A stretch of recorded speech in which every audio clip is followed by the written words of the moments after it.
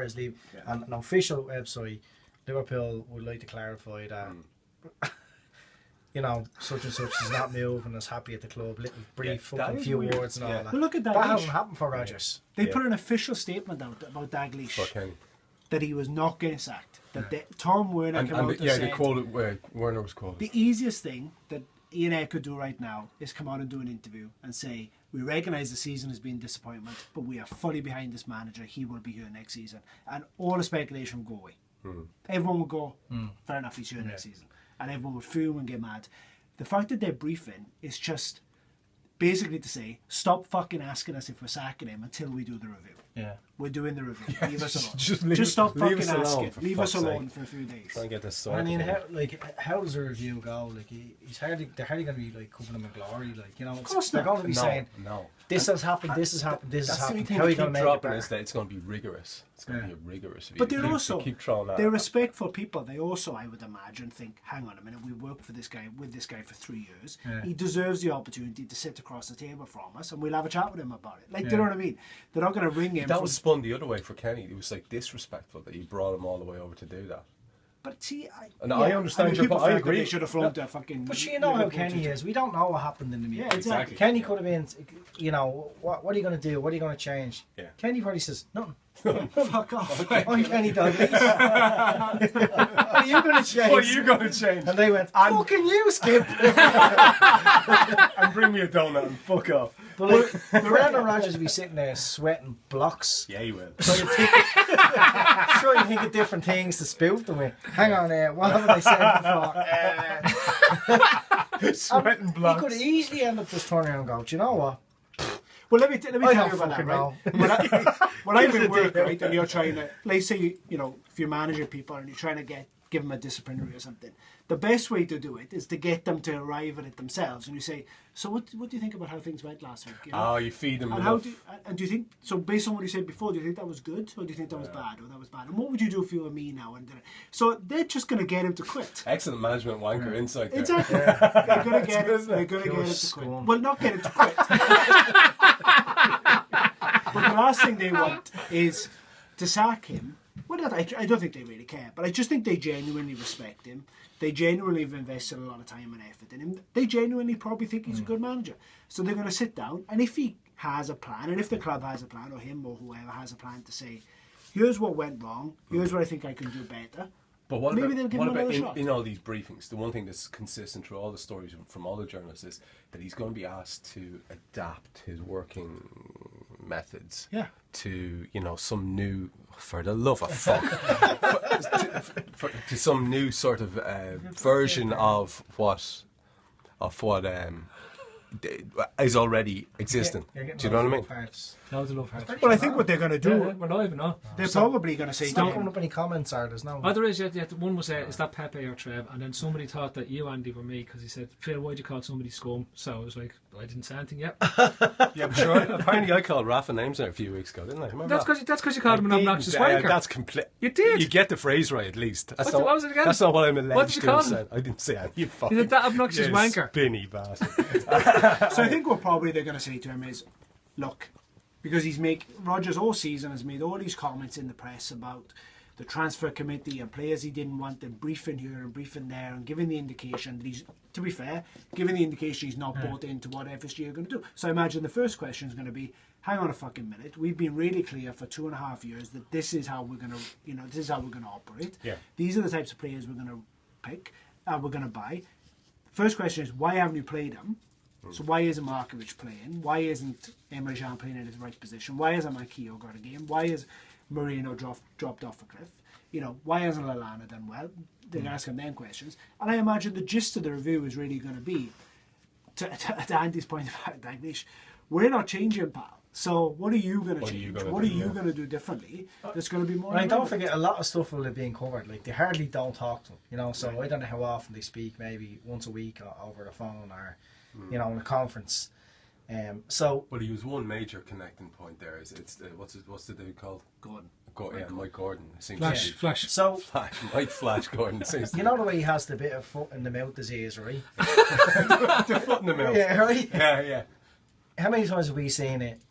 Him doing it in press conferences? Can you imagine the amount of times the amount of communication that he has back and forth from America, the amount of times that he's Drop the bollock. Yeah. So they'd be going, back here now, when we were speaking to you on December the 7th, you said, now you were saying, what's the story there? So, like, he could have dug his own grave. I don't think for a second anything is decided as in the sense that his job isn't under. So you're not buying this? I'm not saying he's going. Yeah. I'm not saying he's definitely he's staying. But I think, like, people that are now, like, taking to Twitter to go fucking ballistic over this, that we've no ambition, we've no this, we've no that. It's just it's premature. Yeah. Trev. Relax it until you find out. Trev. Yeah. One of the things that's been put, and it's a good show, that we're assuming that the people carrying out the review know something about football. Oh, that's a very good shout. That's the main shout. It's the only thing that matters, really, because we don't know. This has been my point along. No, we don't know. Hang on, I want to hear Trev. I want to hear Trev. Who wants to hear me? So put the camera back on me. They don't need to know football. Yeah, no, it's a good point. They don't know. They do, though. They do need to know, because the problem has been finite little points, little tweakings that need to change. Do you not think? It's not like an overall structure or overall philosophy that needs to change. It's little things within. They've been honest for 4 years. Like, okay, they know football. Like, they're not going to care about if they say, you know, why haven't we been winning games? And he starts a big spiel about, well, you know, I tried to do this tactic in this game, and we tried to do the midfield twirly, and that wasn't working out, and I wanted the fullbacks doing this, and we wanted the intense pressure and all this. They're going, shut the fuck up. We want to know just why aren't we winning? That's they don't really care. It's going to be black or white. Yeah. So whether it's like, at the end of the day, he's a manager, and they want the manager performing. He's not performing. So it's up to them whether they want to. Do you not think that leaves an awful lot of grey area where he can, like you would have said there, he can spoof like fuck? Because he can say, okay, what we'll do is we'll change the twirly-whirly a little bit, and I'm going to get Collie Pass going. We're going to work on the twirly-whirly every Wednesday morning, and by the end of the season, that will accumulate to about a 2-point average per season per square inch, and everyone just go, okay. But don't you think there's going to be other people? There's other people. Like, it's not going to be like an open session where they just ask him open. It's going to be like they would have prepared for it. Like, I mean, there's other people at the club, like Michael Edwards, who's the director of technical performance, who's probably done a whole review of the entire season. You know, the number of goals we scored, where we scored it from, individual player performance. There will be PowerPoint. The performance of the signings, the performance of the youth team players. Right. You know, the performance against the top six, the performance against the like. They're gonna have prepared for this. They're not going to just walk in and, like, these guys they're not billionaires because they inherited their daddy's money. They're smart businessmen who've been involved in the game for 4 years. They're not going to just walk in and go, oh, so you're just going to switch the midfield? Found sound, Brendan. Like, you know. And the thing about it is, although they know fuck all about soccer, they know a lot about sport. And the one thing that all sport has in common is you have to win. But I also don't know, I'm not sure the line that they know nothing about football stands any longer. They've been in it for 4 years. If you got a new job, doing a similar job to what you got, but in a different industry, after 4 years, you'd know about that industry. You'd know about the profession that you were in. And they've plenty of advice. Look, they're no fools. There's one thing is for certain. We're unhappy. They're going to be unhappy. We might have different ideas about where the club is going. They might have totally different ideas. But we all want to go in the same direction. Forward, and it's not fucking like a train. It's choo choo. Yeah, you know what I mean. We're on one train flying along. They're on the other train, maybe in a different track. Well, we all want to meet up at the same station eventually. You know what I mean? Point. So, the only way for them to Andy's point, the only way for them to get out of this investment, what they want to get out of it, is for us to be successful. They may think the way they're trying to do it is the right way. We might completely disagree, right? We might think that sacking Brendan Rodgers, sacking a transfer committee, you know, buy in 3 marquee signings for 40 million, that's the way to do it. Because that's the way we think. But I'd much, as frustrated as I am and as disappointed as I would be if nothing changed, there is a little bit of me that would go, they've got a plan. Like, they're sticking to their plan. They're sticking to the way they think they can win. And you do have to kind of begrudgingly admire that a little bit as well and say, well, they've obviously thought this through. Like, so you're not buying into any of this kind of more negative stuff that's coming out, and there's a lot from people that I consider very rational humans, like intelligent people, and there's a kind of undercurrent in the comments they're making that, look, what did you expect, and this is what they are, and it's ruthless business, and it's what you're saying, but with a slant on it that maybe they're not as interested in driving. I just don't think the evidence. football side. I just don't think the evidence stacks up to that. You're not having that. They've never taken a penny out of the club, right? So you've got to look at it in the scheme of what they've tried to do, what they've inherited, what they've tried to do in terms of infrastructure. So it isn't where we should be now, which is where I think they would prefer to be, is a top 4 club, right? We probably got in there too early, and we finished 7 points away from it this season. So rational people, which I imagine they are, would probably argue that we're not a million miles away from their club, from their plan working. And once they're in the top 4, the revenues get more, they're able to invest more, which they did in the season that they got into the top 4. So there's not a scrap of evidence that these guys are interested in anything other. They may be maximising their investment, but the only way to maximise their investment is to be a top 4 club. Yeah, but now, like, I consider myself rational. I never really go off on one about one single result or anything like that. But the thing about it is, they have invested. When I say invested, they have given them enough money. Yeah, They have given them every tool required to be close to the top 4. I agree. Now 7 points are, it's not that bad. Like if it was his 4th season or whatever, and he hadn't already got there, yeah, grand. It'd take a step back. But the thing about it is, there was a huge opportunity to get back in, huge, and the players have just ceased to perform for the last 10 games whatsoever. Yeah. Now you can look at November and early in the season, like losing Suarez. It's very difficult. There's plenty of excuses made with Sturridge out injured and everything else. Players trying to come into the team like Balotelli just not really clicking. But when you arrive at something that starts working after December for a while, went on the 13-game run unbeaten, and then all of a sudden the players just stopped working for him, and United gave Liverpool every opportunity, probably about 4 fucking opportunities to just make a bit of ground. Yeah. And they didn't. Phil, I'm not arguing for Rodgers to stay. I'm saying I don't agree with the fact that FSG are not ambitious. Because to your point, they've given the tools, they've given the money. Yeah. Like a better transfer policy and a better manager would have got us. Yeah, no, but for people that say what they expect, because there is plenty of people who step away from. Oh no, we should have been doing better. People don't fucking matter, and they make all these points, which are they're valid points. But we should be in Champions League. I agree. What about that idea, Phil? There's a lot of stuff coming in here from people saying, look, no Liverpool manager should oversee a 6-1 win and keep his job. And another couple of their messages they're asking about this spend that you think is likely, given that it looks like Brendan's going to stay. All I've noticed for the last couple of days is that, at this moment in time, it's the blame game. Right? And the easiest person in the world to blame at the moment is Rodgers. Now, I'm hardly going to go on record now and start defending him. No, that would be a bit... Which would be like a complete flip.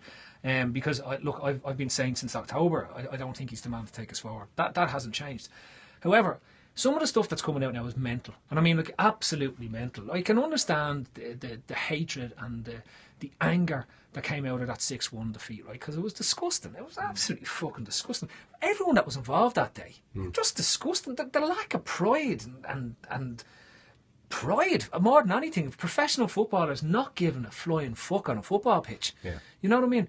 A manager who was completely inactive on the sideline. And I mean, when I say he was jotting down notes at 4-0, fuck notes at 4-0. Do something. You know what I mean? Like at 2-0, go and do something. But the point, I don't understand the FSG thing. Everyone was coming out and lashing out at FSG now, saying, oh, they aren't, they won't spend the money, they won't do this, and they won't do that, and they won't. They've spent the money. He's spent a vast amount of money. We spent 65 million on 3 players last year, that were to come in and do something in the first team, and they've all been shit. Yeah, exactly. You know what I mean? Yeah. That isn't FSG's fault. They're going to be relying on the fellas on their committee, and that's everyone.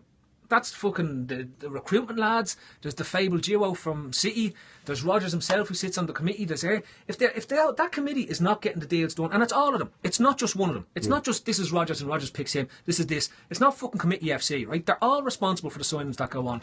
If any of the signings and the big signings fail, and I'm talking about the guys that you're spending 20+ million on fail, right? That is a failure of the committee as a whole. Because they've all signed off on the signings. And that's not FSG's fault. They've put the money there. They put the money down. They put 175 grand a week in Suarez's pocket. because he was worth it. They put 100 and whatever amount of grand in the week in Sturridge's pocket, because when Sturridge is fit and playing, he's worth it. They're not afraid to put down the money when they believe it. But they seem to have a definitive business model behind them that says, we have a value on the players, and if the players aren't prepared to go in that, then we'll go and we'll find other players that can do that job. That's where the failure of the committee, and not FSG, is letting the club down. It's not. What about the point that's coming in here that they did make those appointments? All of these people who, you're saying are responsible for this, that and the other, but it's not FSG. What about that point that goes back to what we were talking about, Dave, earlier on, about how suitable, how much they know football? Well, when they first came in, they appointed Connolly in as director of football tactics, or whatever it was, director of football strategy, right? Then he became the director of football. Then they sacked him, right? Because they weren't happy with the way his answers when he went over for the review in Boston, which happened in February that year instead of in June, because the transfer window was coming up. And they sacked Kenny as well quickly enough, because it was the right thing to do. He wasn't performing at the level that they wanted to perform at. Now, I would be looking at the guys that they put in place, and it's been a mixed bag. The ones that they've gotten wrong have been the big signings. And for me, you can't afford to get your big signings wrong if you are the committee. But we've got a cop on here now that if you go out and get this director of football that everyone wants and the sporting director that everyone wants, he doesn't get binned because he makes 3 summers of bad signings. He won't get binned because he's making... he's going to have good summers, he's going to have bad summers, in the same way a committee will have good summers and will have bad summers. You look at the likes of Zorc at Dortmund, over 20 years in the job. You look at Munich, they always have a fella that's in there long term in the job. Eberl's been in Gladbach for 6 or 7 years, right? They've gone through phases of good signings and bad signings, good signings and bad signings. You put anybody on top of that structure, and it's made for somebody, a proper head of this committee or head of football strategy, whatever you want to call it. It's made for someone to come in there as a footballer man, a pure footballer man, and to do the negotiations. Almost what Ayr is doing, but with a bit more of a football brain about him, right? But he will be there for the long time. So if you were going to come around and say, well, get rid of the committee or get rid of Rodgers because he got the signings wrong, be prepared, because when the sporting director does come into this setup, and if he does, he's going to get things wrong as well. And we're going to make bad signings. Isn't that the argument, though, that sacking the committee isn't the utopia that everyone thinks it's going to be? And to go back to, FSG's, to be fair to FSG, maybe they do believe in these guys, and they think that actually... when they get deals right, like Sturridge or Coutinho or Sacco or Emre Can, that actually these guys are going to be, those outweigh when they get them wrong, and they accept that there's a degree of wastage just going to come with a process like Absolutely. that. Oh, look, there's very few people hitting anywhere near 100%. Exactly. If you're getting half your signings right, you're probably doing well. Yeah. People have very short memories about it, because I see so many people asking for Rafa back. They seem to forget, Rafa signed about 100 players, and then you pick Alonso and Mascherano. You pick some really good players. Who we getting in? That's got 100%. Rafa was good at getting the big signings right up until the end. So, the way you're talking about Alonso. He was a relatively big signing at the time for the money that we paid him. The Torres signing... Keane and Aquilani were the two. Keane and Aquilani was the turning point, and that's when the big signings go wrong. Johnson. Yep. You got all the big ones right. At the end, that was when we went horribly wrong. I think anyone who's fully against FSG, I just don't understand it, because we're blessed to be owned by FSG, in my opinion. I think there's probably not another group well more equipped to stick into what this club is all about, and the history. They recognise everything, and they've been so respectful to Liverpool fans and what Liverpool fans have wanted, and the amount of thinking that went into staying in Anfield, and they're trying to they're doing it. They're actually doing it. This is not keep the fans happy, and the way they're doing building the club up commercially and everything. They're not breaking any of the rules. They're good people, and I just think it'd be fucking shit if you're owned by just billionaires who are just into... To be fair, right, if the fans had their way, we would have sacked the committee last summer. Fact. Right? And had a new one in. And then we would have been looking to sack him again this summer, because we wouldn't be happy with the side. We'd want to... So, my thing on it is, they're going to go through a process. They're going to go through an evaluation process, right? And they may walk out of that evaluation process and say, we've got the right people, but it just hasn't gelled this year. So we're going to give it another go and hope that it gels together. And if it doesn't, we'll make a change then. And that isn't because they don't have ambition or they don't give a shit or they want to do a Newcastle or anything like that. It's because they think they've got the right people. Like all owners make those decisions. Well, that's been my point all along. When we've been asking about, do we think Rodgers is going to go? And I've said it the last few weeks about it, right? This is why I am 100% convinced that he's going nowhere, because I think he in their mind, regardless of the 6-1 results, regardless of the 3-1 defeat to Crystal Palace, right? I think in their mind they're saying, well, this is a fella who delivered second place, right? This is a fella who managed to build a team from the second half of his first season, the season that we finished second, and in their mind, if Rodgers goes in and doesn't put his foot in his welly in his mouth in terms of what's there, right? He can go in and say, well, look, the last 9 games are unacceptable, but look, we did turn it around. We did go on that streak that brought us within 3 points of being in the top 4, and potentially, had we beaten United that day, I firmly believe we would have gone. What I do have to address is the mentality in the side. I firmly acknowledge the failures that I've made. That's how I'd approach it. Yeah, because I think if he goes in with that, I think they're more inclined to say, well, he's recognised the issues. Yeah, and then even at that, then something has to change, because they can stick with, as you were saying, about staying with the committee, staying the same manner, staying with the committee, staying with all the people in the back room. But if everybody all accepts that mistakes were made, well, then Balotelli has to go, then Lovren has to go, then there has to be a clear out of all the mistakes. Yeah, I agree. So one way or another, something has to change, where there's a big ship out of players and replace with what they think, because look, if they're all kept on, it's the last chance anyway. Andy, what about this idea that it's not just the last 9 games of the season that Brendan, he's likely to spin it that way, that the wheels fell off a bit, but you're looking at maybe 2/3 of the season where the team played quite ineptly. Yeah, it's like the team haven't really played well all season. Yeah. There's been patches in various games, but in comparison to last year, it's a totally different team. It's going to be very hard to defend that then, isn't it, as a body of work. But again, that's not going to be a surprise. For me, trying to be rational about the whole thing, you can make allowances for what happened early on in the season, and then you can say, right, fair enough, it was late, but he changed things and got the team winning again. Yeah. And even games they drew and lost, like the first game against United in Old Trafford that we lost, they played well. They played well against Arsenal and drew. There was games where there was a sign of progress. Where it all went tits up for me is it was kind of like the Swansea game, wasn't it? Yeah, I think that's something happened that week leading up to that we all don't know about, because there was a pure lack of urgency in the game. Swansea got their tactics right. And we were lucky. There was something weird, like there was the players weren't putting it in. The famous tempo disappeared. It disappeared, and then after that, the rest was history. But that's when it all went wrong. Like before that game, we were talking about certain signings. Like we're talking about Lallana being one of the 3 crap players that amounted that 65 million. Lallana was doing okay in most people's eyes. And Markovic was on the open. And Markovic, and everyone was saying, "No, the signings are starting to come." Like people just fucking have such sharp memories. Think back to what you were saying. Look back in your timeline. You were saying, okay, there's lots of people who are belligerent about it and fucking they hated it all season, like Floody.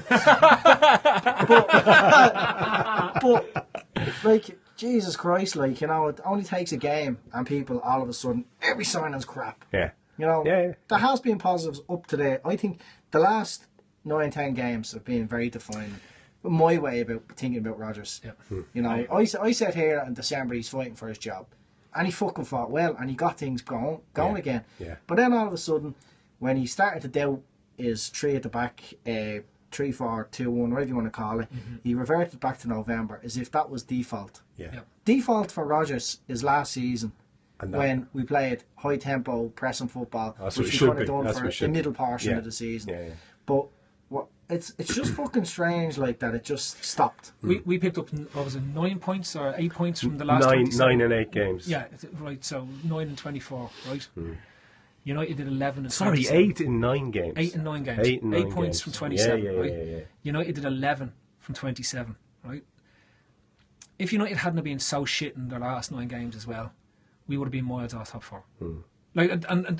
Going back to the idea that we were only 7 points off top 4. Yeah, right? the door's left when they're open. looking at the review, you'd imagine they're going to look at it and say, okay, it doesn't look as bad as it should have been, because the standard of the league for anyone outside of Chelsea has been fairly crap, and they weren't very good as well on their run-ins. You know what I mean? That's what they should be they're saying. going to look at, then they're going to say, well, his first season was 61 points, and this season is 63 points. That's probably what they'll look at and say, actually, you know, this isn't acceptable. You know, I think that for those who are inclined to believe newspaper reports, I think you should look at some of the things that were written the week before the Stoke game, right? Which is all the same people who've been briefed, right? And if we're assuming they've been briefed, they all got the same brief, right? Which is he's fighting for his job. This was before Stoke, right? That he has to walk into the review and, to quote Tony Barra, convince FSG that he is the man to turn this around, right? They then lose 6-1 to Stoke. I don't know why anyone is so sure why anyone believes that that's changed. He still has to convince them. In fact, all the reports yesterday where they were saying that he's under no immediate threat, the key word there is immediate, as in they weren't going to walk out after the Stoke game and sack him straight there. On the anniversary of Istanbul. On Istanbul Day. Yeah. You know, they LFC family. They're going to they're going to stick to what they said, which is we're going to do the review. We're going to review all of this stuff. The fact that we were crap at the beginning of the season is not going to have escaped them. They're not going to have forgotten about it because we put a 13-game run together. They're going to know all the stuff that we know, and he's going to have answers. And if he has answers, and if they believe he's the right guy to do it, the right infrastructure, there will need to be other changes, whether that's an attitude thing, whether that's a communication thing, whether that's he needs to commit that whoever we buy in the summer, he is going to find a way to integrate them into the side. He's going to stop playing the shite. Like John, I imagine they're pulling their hair out that Johnson played 4 of the last fucking 8 games or whatever it was. And this for me is, like, you know, I'd rather see him replaced. However, I've accepted that he's not going to get replaced. And for that reason, I want to see a sporting director. I want to see a director of football put in place in the summer. If that's what comes out of the review, I think we'll be in a better place than we would have been beforehand. Because there is, in my mind, there is no point sacking him and appointing somebody new and then bringing in a director of football. Because what you want is a fella that they're going to put in place and say, he is now our football strategist. This fella is the long-term appointment for this club. He's going to be there. So if he wants to look at Rodgers and say, okay, the review, we'll see how it goes. Brendan, you know what your targets are for this year, and I'll be doing the constant review of what's going on as the season goes on, and he'll be reviewing all the staff, because then it allows the director of football the season to come in and say, right, actually, your man, those 2 lads there that have been brought into recruitment, all they do is go and watch Southampton and Manchester City games, right, and look to see who's available off them. They're gone. I'll bring in my own lads. Brendan, not quite sure. I think I might bring in my own manager as well. But there is no point in appointing a new manager, removing the existing manager and appointing a new manager, and then appointing somebody, say 12 months down the line as a director of football, because you're going to go through that upheaval again. Because nearly 9 times unless they think they already have that person at the club, and this is what we don't know, right? Is whether the guy that you think only watches Southampton and Man City, right? For all we know, he's FSG's guy. As much as Rodgers is FSG's guy. Dave, have you got a Jurgen Klopp picture as your AVI on Twitter? Have I fucking anyone who changes their picture to manager that wants to wankers. We just lost 4 listeners. Well, all you Klopp in people. But my point Ray is, won't be happy. But you'd take Klopp, wouldn't you? I think you've said that. oh, I would, of course. I mean, I would. I'd upgrade the manager right now, but my philosophy is you upgrade anyone at the club who you think you can get a better person. Yeah. But coming back to FSG, because that's what the conversation is about, we're all trying to second guess what they think. Whatever decision they make, we may disagree with it. We may think it's a terrible decision. But what we shouldn't make the mistake of doing is saying they're doing it for any other reason other than they think that's the right decision for them and for the club to be successful. We may disagree with it. Yep. We may think the committee is shit. But if they think it's working, they think it's the best way to do it, then that's what they're going to do. What's going on there? Someone just observed that Dave is like Gavin and Stacey, man. I don't know what that's about. I presume it's just your Stacey I man. presume it's Gavin your. and Stacey That'll man. be your accent, I assume. Right, lads, we start wrapping this up. That's the I wrap. think we're pretty much done. I'm getting fucking annoyed, actually. Great, now we can talk about the season review. Right, knock that off. Just knock it out. I don't know. That was good, lads. I know, yeah, we're still on though. We're still on. Swipe down to stop. We're awesome! We're awesome! Say goodbye, Trev. Good luck. Goodbye, Gavin and Stacey, man. Goodbye from Andy. And a goodbye from me.